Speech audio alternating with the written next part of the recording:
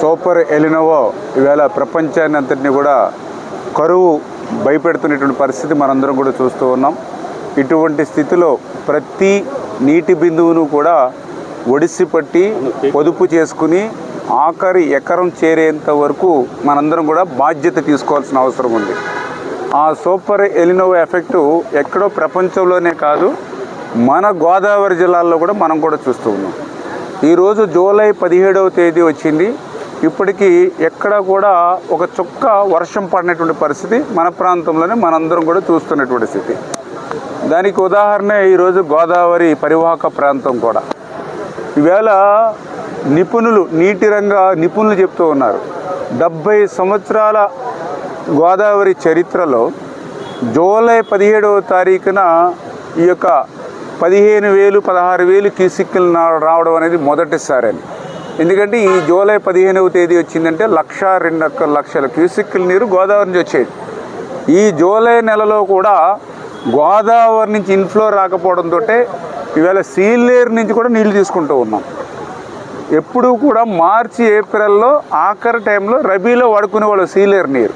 అటువంటి సీలేరు నీరు కూడా ఇప్పుడు మొదటి దశలోనే వాడుకుంటున్నామని అంటే వాతావరణ పరిస్థితులు ఏ రకంగా ఉన్నాయో మీ అందరికీ మనందరికీ కూడా అర్థమవుతున్నటువంటి పరిస్థితి. ఇటువంటి స్థితిలో గౌరవ ముఖ్యమంత్రి చంద్రబాబు నాయుడు గారు, గౌరవ ఉప ముఖ్యమంత్రి పవన్ కళ్యాణ్ గారు వాళ్ళ ఆలోచన ఒకటే, ఇటువంటి ఇబ్బంది కష్టం వచ్చినప్పుడు రైతు రాజుగా నిలబెట్టాలనేటువంటి బాధ్యత మన మీద ఉన్నప్పుడు మనం ఎక్కడో రూముల్లోనో ఏసీల్లోనో కూర్చోవడం కాదు, రైతుల మధ్యకి వెళ్ళాలి, కాలువల మీద తిరగాలి, గట్ల మీద తిరగాలి, ఆఖరి ఎకరం వరకు కూడా నీళ్ళు అందించేటువంటి ప్రక్రియలో ఇబ్బందుల్ని తొలగించాలి అని వారిద్దరూ ఇచ్చినటువంటి ఆదేశాలు పాటించుకుంటూనే ఈరోజు ధవళేశ్వరం హెడ్ వర్క్స్ దగ్గర నుంచి కొత్తపేట కాన్స్టిట్యున్సీ, అదేవిధంగా పి గన్నవరం, అమలాపురం, ముమ్మిడివరం, ఈ రకంగా మరి ఈ యొక్క ఈస్టర్న్ డెల్టా, అదేవిధంగా సెంట్రల్ డెల్టా, ఈ రెండింటితోని కూడా పరిశీలన చేసుకుంటూ మరి ఈరోజు ఇక్కడ ముక్కామల దగ్గర మీ అందరినీ కూడా కలవడం జరిగింది. ఈ సందర్భంలో రైతు సోదరులందరికీ కూడా విజ్ఞప్తి చేస్తూ ఉన్నాం, ఇటువంటి ఇబ్బందికరమైనటువంటి పరిస్థితి ఉన్నప్పుడు రైతులు కూడా కొంచెం బాధ్యతతోటి సాధ్యమైనంత వరకు అవకాశం ఎక్కడైనా మెట్ట ప్రాంతం ఉంటే ఆరుతడి పంటలకు, అదేవిధంగా తక్కువ నీటి యాజమాన్యం తీసుకునేటువంటి పంటలకు, తక్కువ కాల పరిమితి ఉన్నటువంటి పంటలకు అవకాశం ఉన్న చోట, సాధారణంగా మన డెల్టాలో ఆ పంటలు పర్మిట్ చేయవు, మనకి ఇంకా ఆల్టర్నేటివ్ లేదు, పర్మిట్ చేసే దగ్గర ఆ రకమైనటువంటి జాగ్రత్తలు కూడా రైతులు తీసుకోవాలని చెప్పి కూడా మా రైతు సోదరులు కోరుకుంటూ, రెండవ పక్షాన అధికారులు కూడా బాధ్యతగా ప్రవర్తించవలసిన అవసరం ఉంది.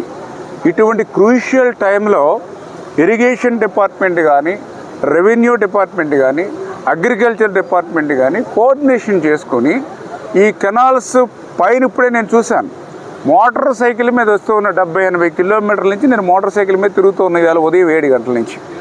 ఇవాళ చూస్తూ ఉంటే పై భాగాన్ని చూస్తూ ఉంటే వాటర్ ఏమో గట్లు పైబడి బయటికి పోతూ ఉంది, గట్లు ఎక్కేస్తుంది నీరు పైన, కింద చూస్తూ ఉంటేనేమో లెవెల్స్ నిలబట్టలేదు. దీనికి కారణం ఏదైతే ఆ వాటర్ మేనేజ్మెంట్ పర్ఫెక్ట్గా చేయాలి.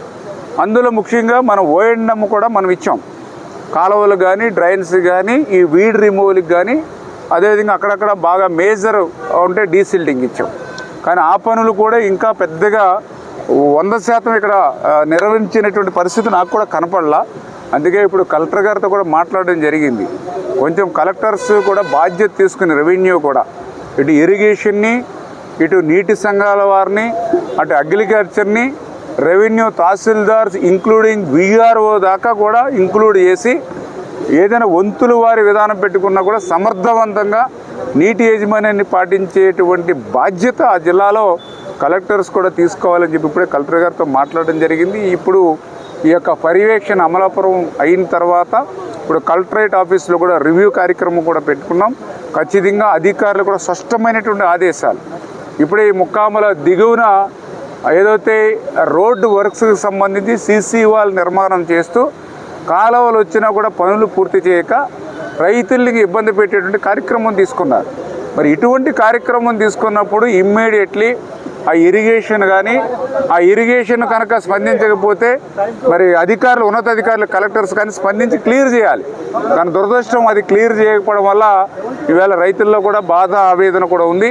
అందుకే ఈరోజు ఎక్కడో న్యూస్ పేపర్లో వచ్చినటువంటి ఐటమ్ చూసి ఎక్కడో వాట్సాప్లో ఇట్లా వస్తున్న ఐటమ్ చూసి ఈవేళ స్పందించి మాకు మేమునిగానే మీరెవరూ నన్ను పిలవలేదు, లేకపోతే ఇక్కడ సమస్య ఉందని చెప్పలా, కానీ మీ మీడియా ద్వారా సమస్యను తెలుసుకుని ఇక్కడనే కాదు మొత్తం గోదావరి డెల్టా అంతా కూడా పర్యవేక్షణ చేయాలని ఈరోజు ఇక్కడికి రావడం జరిగిందని చెప్పి మీ ద్వారా తెలియజేసుకుంటూ, ఖచ్చితంగా ఇప్పుడు ఉన్నటువంటి వర్షాభావ పరిస్థితులను దృష్టిలో పెట్టుకుని ఎవరైతే అధికారులు ఉన్నారో మా నీటి సంఘం, ఎందుకంటే గతంలో ఎప్పుడూ లేనటువంటి విధంగా నీటి సంఘాలను కూడా ఏర్పాటు చేస్తాం.